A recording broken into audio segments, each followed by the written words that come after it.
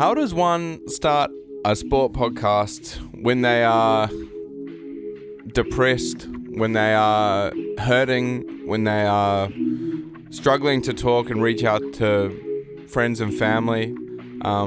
Well, this is my way of dealing with it. So welcome to Behind the Replay, the show where Noah talks about his feelings on sport going on in the world right now. I am excited to talk to you, the camera, and I am excited to get through this therapeutic session that it's going to be, because we had an absolutely insane weekend of rugby yet again. This Northern Tour, it is just hitting the spot, and then I thought life couldn't even get better for a sports fan, and then the Ashes are starting, so we're going to talk about that. We're going to talk about India versus South Africa, just CRICKEE, just it's summer, baby, you know? It's time. Let's just get into it. Let's just be silly with it, okay? So, but slow down. Okay, it's not all rainbows and candy, because my team lost badly, 33-19 at Twickenham. Yeah, no good, eh, son? Yeah, that's not all good. Yeah, well, okay, let's just quickly get into it. England, we're going to start off with them. Brilliant. Absolutely, just hands off. We're going to go quick fire, give them their flowers, because they deserve it, right? As much as it hurts me to say, I've got some friends over in England who are actually working on this game, and I send them a text saying, congratulations, you guys did awesome. George Ford, their number 10. Never been a massive fan of him, to be honest. I just thought, here's another Johnny Wilkinson wannabe, who's just really good at kicking, not a whole lot. Well, he should have been scoring a try. That no try, I think, was a try that and we're going to get into all the TMO and all that stuff, because anyway, George Ford, 2 outstanding drop goals in the first half to make it 12-11 at halftime. Just game management, genius. It's exactly something that the All Blacks are missing. No, when we're giving England their flowers, we're not going to be talking about the All Blacks right now, okay? The 22-year-old on the wing, Emmanuel Faye Waboso. Oh, that guy's good, eh? Has anyone else been watching that guy going like, damn, how come every single time he gets the ball, he makes like 15 meters? Strange. Ollie Lawrence with a try and an assist. Fuego. And then that bench, man. Their bench was named, I reckon, to counter that the All Blacks for the past 2 or 3 weeks have been coming on with our players and been doing the All Blacks thing historically of getting in, wrapping up the game with a strong bench performance. So the coach of England said, you know what, we're going to name pretty much a starting side on the bench in order to counter that, and it worked absolutely brilliantly. And it was a show of tactical genius that from a coaching staff that, as an All Blacks fan at the moment, you'd have to say, man, that would be nice for our team. But they had 5 Lions on the bench. Marcus Smith, as punchable of a face as that he has, man, he was good, eh? Super dangerous every single time he had the ball in his hands. Henry Pollock starting to kind of turn into one of my favorite players who isn't an All Black or just like an international rugby player. The fact he was looking like a rabid dog at the haka was absolutely awesome. He's only 20. He played in the British and Irish Lions and the Six Nations is where I first saw him, but he's going to be an all-timer. That guy, he is a tough, and everyone seems on the other side to hate him because he just gets under the skin and just great. Tom Curry off the bench as well. That guy could be starting. I had him in my World Rugby Player of the Year, like ballot. So the fact that he's off the bench, and they just outsmarted us, outclassed us in pretty much every way you could. So congratulations to England. They are properly an amazing team. That's 10 wins in a row for England. I really think they should be second, maybe third in the world rankings. They are really a really good team going forward, and they're young. That's the other thing that I'm like, damn, because you don't like to see England doing well because they're annoying. Their fans are a little bit annoying. I like English people, but just when England start to win, it's just kind of, I don't know, just yeah. Yeah, no good. But here's my rankings for the top 10 at the moment. The World Rugby rankings are completely different to this, but this is just like what I think at the moment. Because I was thinking, okay, where would I have actually everyone? And there are actually implications going forward in December when there's the Rugby World Cup draw. And that is the amount of people in like the top 6, I believe, will be split up into the groups evenly. There was something, I tried to research it, I tried to work it out. I watched many videos on it and I still couldn't really, I still don't really understand it. I can't really explain it in a succinct way, so I'm just not going to bother. But just let it be known that the world rankings matter for the next World Cup. But this is my rankings, the more important ones. So I've got South Africa 1. Everyone's got South Africa 1. They are 3 times better than the next team, in my opinion. I mean, they've been proving that because they've only need 14 men to win against 2 teams in this top 10 list. Next, I would have England, because 10 in a row, only losing once to Ireland at the very first game of the year in the Six Nations. Third, I have France. I like the way France play. I think they're a very exciting team. I think it wasn't a fantastic reflection on them, their tour of New Zealand, and also their performance against the Springboks. But I do think with Dupont being out, and when he comes back, I just think that guy is the best player in the world. Did I just say that out loud? Let me think about that. Yeah, I think Dupont, when he's healthy, is the best player in the world. Maybe Peter Steph Dutoy, a couple of others from South Africa, sure. But I think with the amount that they rely on him for an attacking thing, he's like I've never seen anything quite like him. He's like a hybrid of a 10-9. But anyway, this is not the Dupont fan club. That meeting is next week. Then I would have Ireland. Even though we bet them in Chicago, I think it was like their first game of the season, and the way that they just absolutely smoked Australia last week was just, we're going to get into that as well. I worked on that game, but then I have my All Blacks at 5th, and I thought about this. I was like, nah, surely we're better than Ireland and France. But no, I don't think we are. I think if we played like 3 tests at a neutral ground, just a thought experiment, I think these 2 teams would win 2 out of 3. I really do. Next, I just quickly, 6 Argentina, 7 Scotland, 8 Australia, 9 Fiji, 10 Italy. Blah, blah, blah, blah, blah. Okay, so England, congratulations. Well done. Flowers, take them. Take them. But, okay, this is, it's not boiling my blood, I wouldn't say.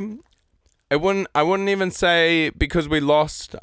There's a couple of things I want to say before I start of this tyranny that I'm going to go against my team. So I do think that there is a huge understatement on the parity of international rugby currently. It is better than any time in human history. The closeness between those teams that I just named, okay? So any team on their day can technically beat them. Italy, I wouldn't say almost beat South Africa, but for 60 minutes they were there, you know? Even though it wasn't 14 against 15, but I just want to start off with that. Like, it's not like the old days where we should be beating England by 30 points. We should be beating Ireland. We're like not losing to Ireland. Those teams, they're professional rugby teams who are coached and have professional rugby players who are exceptionally talented everywhere. Okay? Yes, sure. And yeah, okay. But the All Blacks right now are doing some really stupid things, man. So we're going to play a game called That Was Dumb. and I just wanted to outline the things that we were doing that was dumb. Because these are things that I'm not used to seeing in an All Blacks jersey, and I just think that that's the best way to sum it up. I've got a list. Beauden Barrett not being able to kick it in the line when we're up 12 points. That would have changed the momentum, and it wasn't even close. Twice. That was dumb. Leroy Carter missing that tackle on Ollie Lawrence. That was just a miss. It was just straight up. It was off a set play. That was dumb. Let's get into that. Leroy Carter, for me, I was saying it last week. Is he the guy? I mean, there were a couple of dudes in that All Blacks performance, man, that I was like, this ain't Super Rugby, boy. You know, this ain't Moana Pacifica on a Friday night at Mount Smart. This is the big boys now. And Leroy Carter, sorry, bro, you're in that conversation for me. Would I have? Is Rico making that tackle? Yeah, Rico's making that tackle, right? Also, what happened to Mark Talea? If anyone knows, can you comment down below? I did research. Apparently, he's just been dropped. He's been playing for North Harbour. I haven't been keeping up too much with provincial rugby, but like, I thought that guy was good for us. Yeah. Anyway, Dingwell try off a set piece line out. Defensively, that was dumb. Lakai screwed up the assignment. I watched the replay. If you see it from, it would have been like, I don't know how they call it over there. It would have been camera 10 over here. The one that is right behind the post, kind of high up, so you can see the shape. Peter Lakai, what are you doing? But then Billy Proctor, not his brother. You were nowhere. Who was marking who in that situation? Like, the first thing that you do in schoolboy rugby, right, is you shout out, that guy there, he's mine. I'm trying to point at the camera. That guy there, he's mine. But it just seemed like Quintupai all of a sudden had 3 dudes on him, and they couldn't work out the action of two dudes at first receiver, and obviously they're going to go either inside or outside. Peter Lakai was nowhere near it. And also, Roy Guard at that time wasn't backing up from the inside. I believe it was Roy Guard on. That was dumb. That was really dumb. Yeah. The Cody Taylor yellow card. That wasn't even dumb. That was just the most egregious call of the year. Screw you, TMO. Yeah, I said it. I look, okay, the All Blacks were the worst team, deserved to lose. England, their praises. That was a shocker. That was a historically bad call. That was the first penalty of the game. It was 40 meters out, and they're slowing it down. So when they slow it down on those cameras, that is 3 seconds of replay time is 1 second of actual time. It occurred over a second. As he's tackling him, he strips the ball of it. I think it was all in the one motion. To be honest, I think it's a knock on. And to call that, to have the audacity, you idiot, to call it a yellow card to change a game like that for no reason, screw you. That was dumb. That wasn't even dumb. That was just absolutely bonkers. I've watched it 100 times, and it's just like the TMO, man.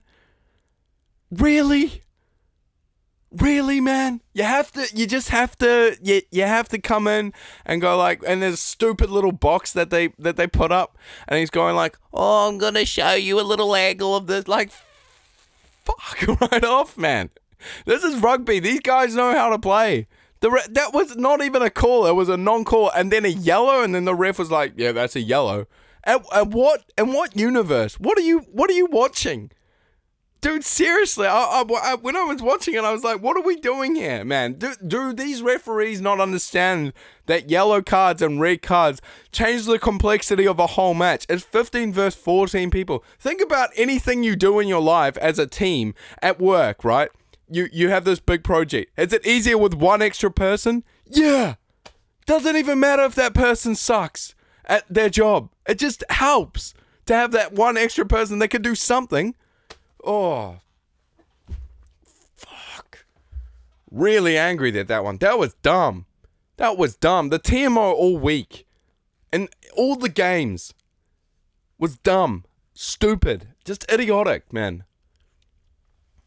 See why I have to do this? Because otherwise it lives up here.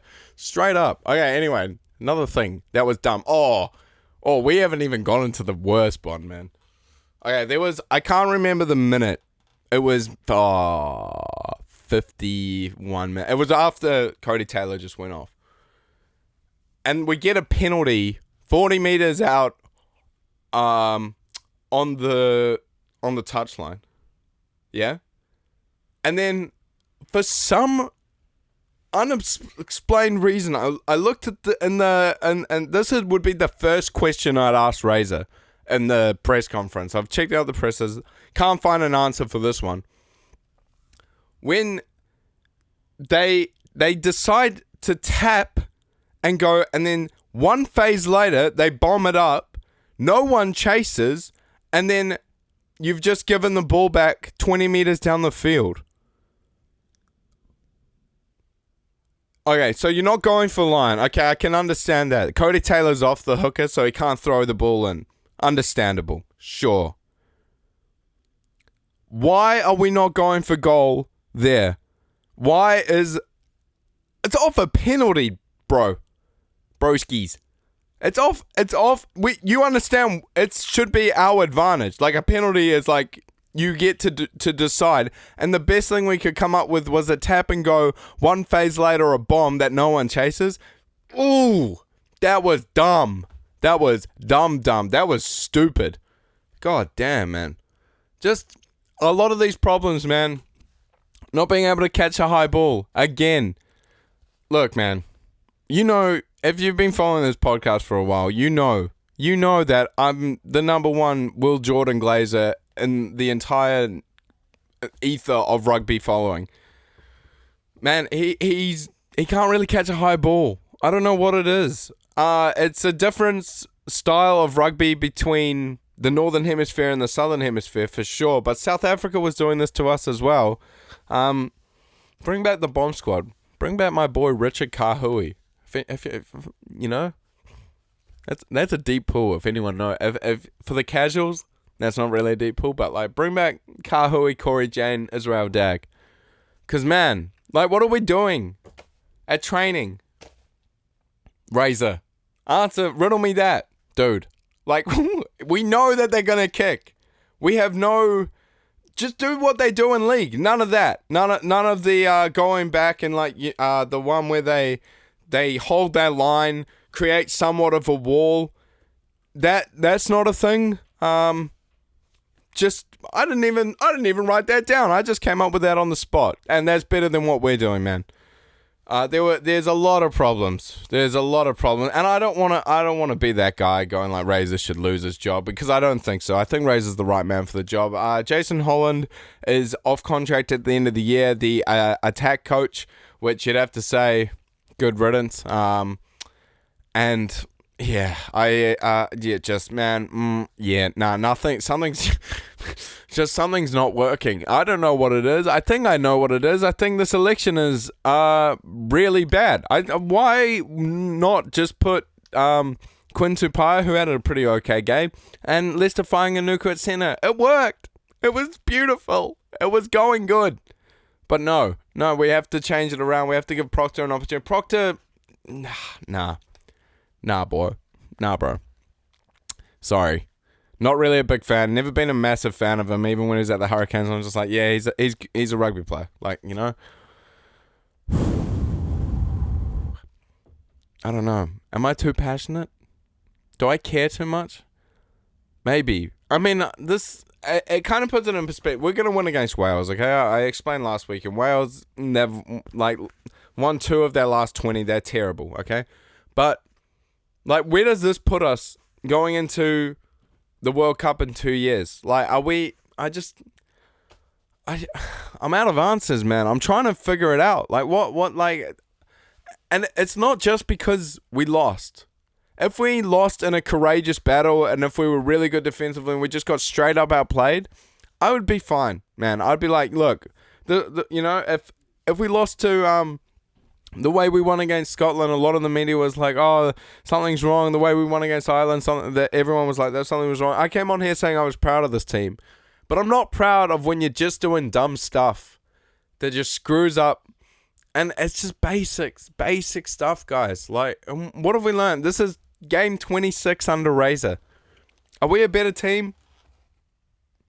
Like, can you say that? And I've been listening to a lot of old head rugby podcasts, and I've been like trying to be this new generation optimistic, and then they're like, Razor should lose his job. What have we gained in the last 26 tests, we're not better. And I'm like, oh, come on. Cut him some slack. Like, we've lost 3 games this year, 75% win rate. It's pretty good. Dude, the way we're winning, the World Cup's like in a month. If the World Cup was in a month, we're out on the quarters, bro. Sorry about that. I had to go for a walk, just to calm down, because, yeah. But let's move on, shall we? Ireland versus Australia, 46-19. I worked this game at Channel 9 doing what we call a downstream, which is a thing of making sure our studio show runs to break and making sure that we turn around a whole bunch of warm-ups and stuff like that. It was at 4 in the morning. I started my shift, so I was pretty tired. But I got to watch rugby as a job, so I'm winning. And then, yeah, let's sum it up. Sam Prendergast, dude, that guy is him. That was the best performance. That might be the best performance of any player I've seen all year, man. He was good. He was really, really good. He won All Ireland in shot put and javelin. Good on him. Only 12 career games in for a 22-year-old. Special talent. Surely a contender for Emerging Player of the Year. I don't know if he can make it, though, because he made his debut in November of last year. So I don't know the actual how all that works. Like the criteria for the award. But he did miss the tackle on for Eki Tau's try, the one thing that he did wrong. But let's talk about what he did right. He made a massive hit on James O'Connor. He hit a insane 50-22. 3 try assists, should have been 4 if it wasn't for the TMO coming in and ruining the game again. So yeah, he's a special talent. Look out, Sam Prendergast is the name. He's the next, I wouldn't even say Johnny Sexton, because I think he's better. He's made a better start to his career, and he's a gun, an absolute gun. Mac Hansen, 3 tries in 27 minutes. My Mac Hansen hat-trick pack was absolutely beautiful. Thank you for asking. Yeah, pretty brutal for Australia. A man who played in the under-20 sides, born and raised in Canberra, played for the Brumbies for 3 years. Was cooking him, but, there you go. That's what happens when you let go of talent, which is another name that I'll bring up. Jamison Gibson Park was absolutely... Jamison Ratu Gibson Park, which was... he was stunning in this game, as he always is. Fantastic halfback. He grew up on the Great Barrier Island outside of Auckland. He had 8 caps for Māori All Blacks, 30 caps for the Blues. We had him. Bro, we had him. And he just couldn't break through when TJ Perenara and Aaron Smith were running riot on World Rugby. He's on Cam Roygaard's level for sure. He might even be better. And, yeah, would you rather Cortez Ranama or Gibson Park? Oh, off the bench. Could you imagine? Oh, what could have been? What could have been? But, yeah, that crossfield kick at the end was just like... and he was... Yeah, just his ball playing... His... delivery from the ground is second to none. He is just an absolute gem for that Irish side. They played, the score was 46-19. They put 46 points on them, 27 points in the second half. Yeah, just, but Australia were there at halftime. Fraser McRice trying on halftime. It felt like Ireland were just all over them, and then all of a sudden it's 19-14 at halftime. You're like, oh, it's only a try. Like what they could do pretty good, but then they just absolutely ran away with it. The other thing, shout out to Ireland, there's first and second Mac Hansen try was the exact same play. I love that. If a play in any sport works once, try it again and again and again until your opposition figures it out, because it's just 3 points and no one does it, so good on him. And speaking of Mac Hansen, I'm glad to see him back. He got injured during the AUNZ Invitational game versus the Lions, and he was out for all 3 tests, which was pretty devastating because I think he would have made it in some position, whether it be fullback or 14 at one, and so it was pretty hard. It would have been cool to see an Aussie go up against, an Irish Aussie go up against Aussie in that series. But yeah, they cooked him. They cooked Aussie and Aussie. Aussie. No. Pretty tough. Where do you even begin? Look, I'm an optimistic rugby fan, so, and, you know, I'm a Kiwi, so Wallabies, you know, I couldn't really care less. But because I'm in Australia and I work on them a lot, I kind of like, okay, well, you know, you want to be... They got really likable players at the moment. I really like Fraser McReight. I really like Harry Wilson as the captain, even though he was a bit quiet during this game and the game before against Italy. But to be fair to Aussie, they've got a lot of injuries, man. A lot of injuries. Like, they play James O'Connor here at 10. They don't have a 10 because Lolosio, who should be their 10, even though like he's been low-key mid for a couple of years, he got injured against Fiji of this year. Really bad injury, by the way. I looked it up. He required surgery to fuse vertebrae in his C5 and C6 vertebrae in his spine, which is like at the back of your neck. They're like fusing it. Yeah, brutal. Hopefully he's doing well. Tom Liner as well got a hamstring injury, so he's not on the tour. Tom Wright got an ACL against South Africa, and when Tom Wright was in the squad, like he had an insane Lions series, and he was fantastic in when they beat them over in South Africa during that game when they put on who knows how many points in the second half. But here is the list of the starting 10s for Australia this year. Lolosio started it off against Fiji, got injured. Liner against the Lions in all the 3 tests. Then they went James O'Connor for South Africa, Liner versus Argentina, Edmed versus Argentina in the next one, James O'Connor again, Edmed for New Zealand, Japan, England, and then Carter Gordon, and then back to James O'Connor. So you just cannot have any sort of consistency at your number one position of tactical attack. And, you know, I don't care what it is in any team. Like, if the All Blacks did that, I would be very, very mad of 4 different dudes just going in and out of the lineup. You can't really get consistency between the 9 and 10 combination, and that's one of the most important linkage in the entire game. So, yeah, there you go. Australia, I mean, Les Kiss should just kind of be the coach. He's signed on for next year. He should at least be on the tour, but he's going to be coaching the Reds next year. He's a really good coach. I really like Les Kiss. Joe Schmidt, I mean, he's proven. He kind of was the start of this Irish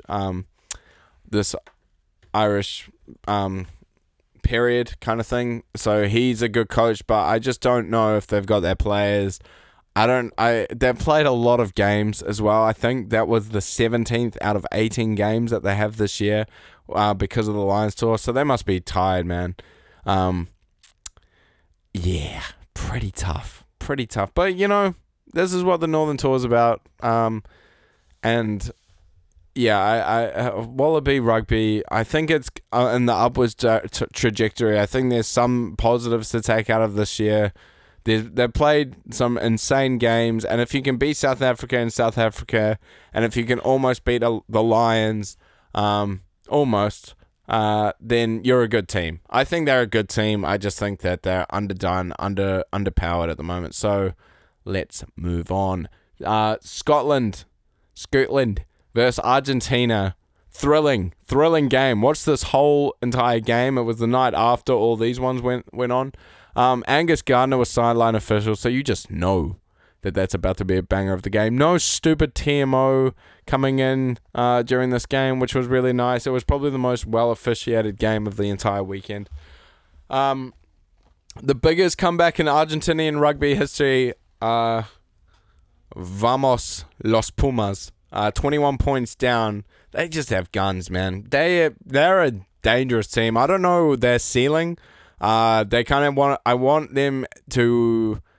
I'm only going to start taking them really seriously when they win a rugby championship one of these years, right? Like, you need to consistently win against the big teams, but like, they haven't lost on this tour. Then they're like the younger brother, just kind of doing their thing. Montoya, the captain, immense with a try, lots of carries. The hooker, Juan Martin Gonzalez, great stuff. Number 8, just strong. But then there was a man called, and he's a really good player if you haven't heard of him, Santiago Carreras. Came off the bench. He just took the game by the scruff of the neck. Like, literally a mercurial performance, this. Like, when he came on, the momentum changed drastically. It was like Damien McKenzie last week against Scotland. It was like, okay, so 2 conversions, 2 tries, assists. This is a quote from Rugby Pass. 2 conversions, 2 try assists, and a level of authority Argentina had lacked all evening. Controlled the chaos beautifully. The Bath man, the team he plays for, grabbed the game by the scruff of the neck and never let it go. So that was, it was a great game. It really was. Scotland, man, it's pretty unlucky, but they're that right down beneath, but they are still a really good team. And this game was just proving of that. They must be heartbroken as fans. Like those 2 losses in a row, they're tough to take. Like, I mean, I think I'm feeling bad as a All Blacks supporter. At least I'm not supporting Wales. And yeah, so, but the main takeaway, just quickly from this game, I've got to give a shout out because I'm in the industry. The commentator, Andrew Cotter, the Scottish commentator, dude, that guy I could listen to as a podcast. The lexicon and the buttery smooth Scottish accent and just the way he describes things. He was saying like half of Scotland and 8 meaty forwards and just like a bunch of like weird things that just made perfect sense.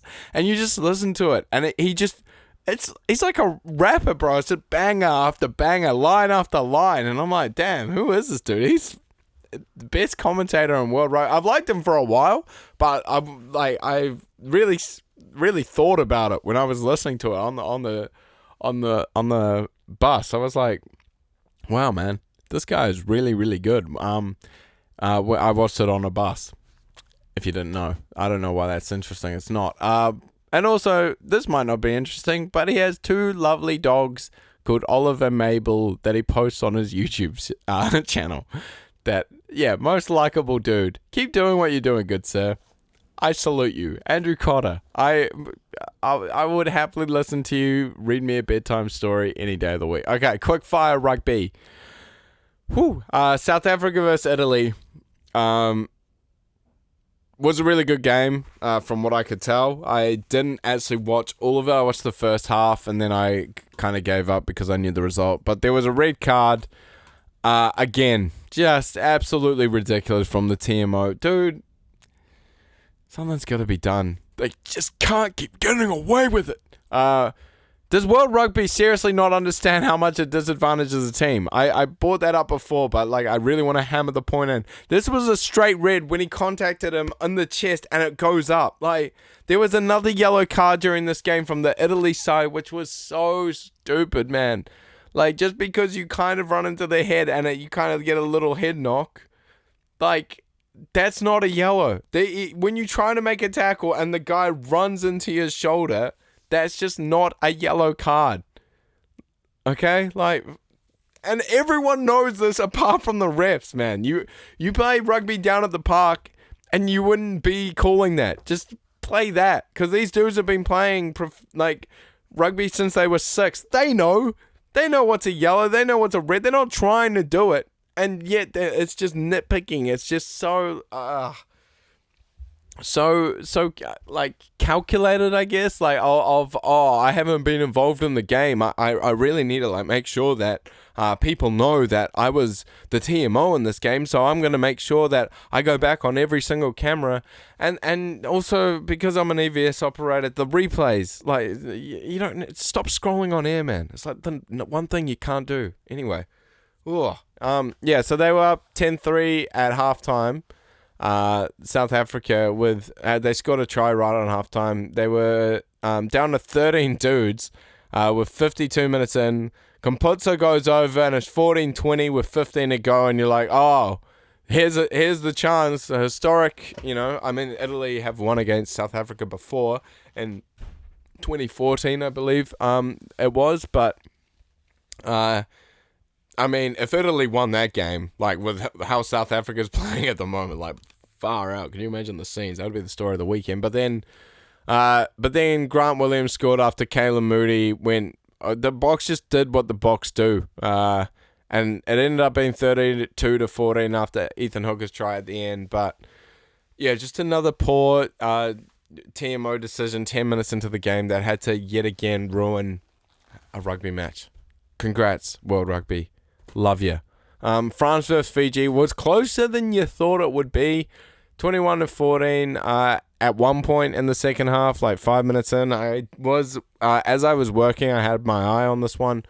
Nothing really to talk about though. Kind of Fiji did, there's levels to this, and Fiji weren't at that level, and so yeah, ended up losing to France. And that is the week 3 recap of all the rugby.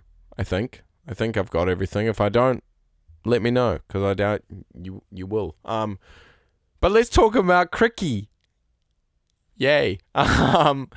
India versus South Africa test. That test was an historically good game of the cricket, man. That I don't want to, it's hard to. I am very, very positive, very emphatic, but this was a really interesting, unique game. It wasn't like one of the best games of all time, I guess. It was just a unique game. Ends on day 3. The first innings, Bumrah is just going nuts. That guy, best seam bowler in the world by far. I mean, just next level. This guy, he got a 5 for South Africa. Didn't know what to do. The pitch was absolutely nuts on this. So if you don't really watch cricket, you need to understand something, is that a lot of the consequences of the game depend on the stretch of grass on what they play. Because if it's got bumps and cracks and it's got undulation on it or whatever, it spins more, it does things. Don't even ask me how, of why, but the pitch is a very important part of cricket. And the pitch was nuts. And apparently India asked the curators of the ground to make it like that. They needed to chase 124 runs, which is nothing, with 2 days and 2 sessions left. And they got bowled out for I wish I wrote that down, 93 or something like that. South Africa, after winning the World Test Championship earlier this year, really have just proven they are the team to beat. Bavuma, the South African batsman, he's a little man, but he's the captain. With that 50 that he made in the third innings, where the soldiers were just falling down left, right, and center. He's in good nick, and he did the same in the World Test Championship. He's really carrying this team on the batting end. A young bowler named Marco Jensen is a really good seamer as well. He was great, but this was really one off, because the pitch was so absolutely horrific, off the bowling of Maharaj and specifically Simon Harmer.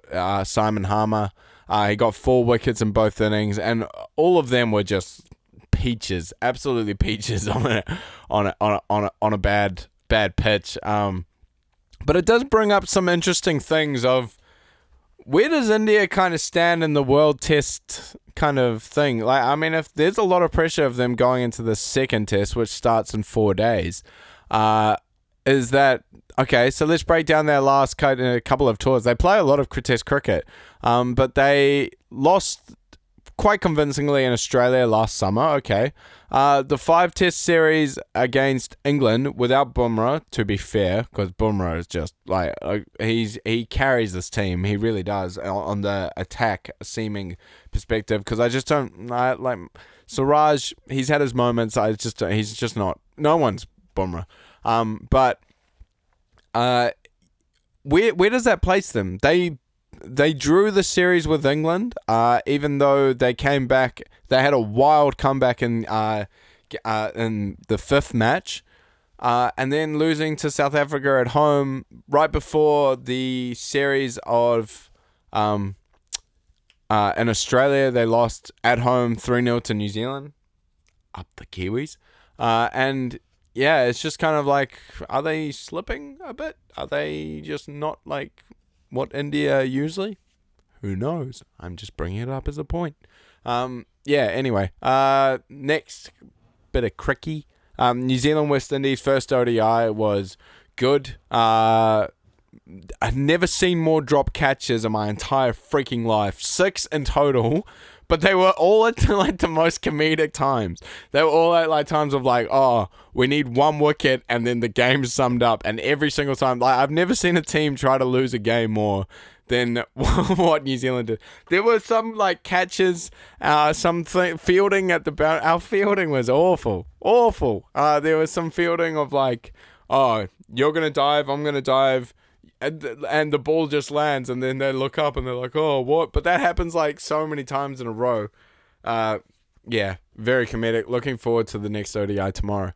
Okay, but the thing that I'm really looking forward to, ladies and gentlemen, boys and girls, theys and thems, and everything in between, is the Ashes.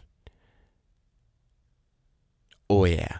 I was about to sing that Channel 9 song, and then I remember Fox had it, and copyright strikes. So, yeah, but the Ashes starts on Friday. My plan is, it's a very ambitious, audacious plan. I don't know if I'm going to be able to do it, but I'm going to try to do a somewhat podcast every 1 to 2 days to summarize the whole Ashes. I want to watch all 25 days of that bitch. I'm not even joking. I am so locked in, man. I've been doing Sheffield Shield cricket replays, which is like the level underneath the international kind of for tests. It's kind of like the tryouts. So I know these players, and I'm like locked in. Like, and I will bring you that content because it would be an honor and a pleasure to talk about it, because it's going to be, and the last series was just absolutely epic in England. These two teams hate each other. The media around it, the stories have just been great. Josh Hazlewood and Pat Cummins are both out, so if England want to strike, dude, the first 2 tests, if they're missing, that's when, I don't know how long Hazlewood's out for, but he's definitely out for the first test. So what's your starting 11, Noah? I'm so glad you asked, Noah. For Australia, I've got Uzi 1. This is what I think they're going to do. This isn't what necessarily I would do. I think they're going to put Uzi 1, Weatherall 2. If you don't know who that is, he's been playing pretty well at Sheffield Shield. He got the call up over Sam Constas. He's a good batsman. 3, I think they're going to go Marnus. Massive series for Marnus, man. If he gets like a couple of ducks early on, like the media is going to be right on him. He's been getting hundreds left, right, and center at Sheffield Shield, but his form on the international scene has been crap for a while. But because he's been good at Sheffield Shield, everyone's like, well, I guess he's back. But yeah, this is the Ashes. This is the next one. Steve Smith. I did a match with him the other day. I was doing the replays for it, and he was like the only dude on New South Wales who could bat. He's, do we need to talk about Steve Smith's resume? I don't think we do. Head, Green, I think would get in there. Because I don't think it's going to be Webster. I think they're going to go Green because they just for some reason like Green, which I feel bad because Bo Webster would be missing out because he's been good. He had a really good series in the West Indies. He hasn't done anything wrong, but this is just what I think they're going to do. Carey 7, Stark 8, don't need to talk about them. Then the next would be who's replacing Hazlewood. And I would go with Michael Neser because I really like him. But I think they might go with Doggett or they could go with Abbott. They've named all 3. And I think Abbott has the most amount of experience, Sean Abbott. But I just think you get a little bit more pace and consistency with Neser. I've done a lot of Sheffield Shield with Neser, and I was happy with his name because I was like, this guy's good. This guy's really good. And then Lyon and then Scotty Boland. But yeah, we'll be good to see if Bazball works. I am looking forward to when they can name the 11. I don't know how that works. I think they might do it on the day. But yeah. Yeah. Cricket. God. Just so good. If you don't like cricket, I don't like you. Nah, that's a bit too much. If you don't like cricket, I understand. It's a pretty backwards game. But I really like it, and we're going to be bringing you more content. But that will be summarizing everything up. Yeah, that's behind the replay for this week, guys. Thanks for listening. I've been getting a slightly more support. I don't know if I've just had that algorithm good, but I got some views last week, which was kind of overwhelming because I was like, oh, I didn't think anyone listened to this, so I thought I could just be weird. But yeah, so thank you if you are listening and you've gotten this far. I really appreciate it, and I will catch you on Friday. Is my plan. I don't see why not. Let's just talk about cricket. I want to watch it dude. I love it. I love it. I'm a fiend. Okay. Bye.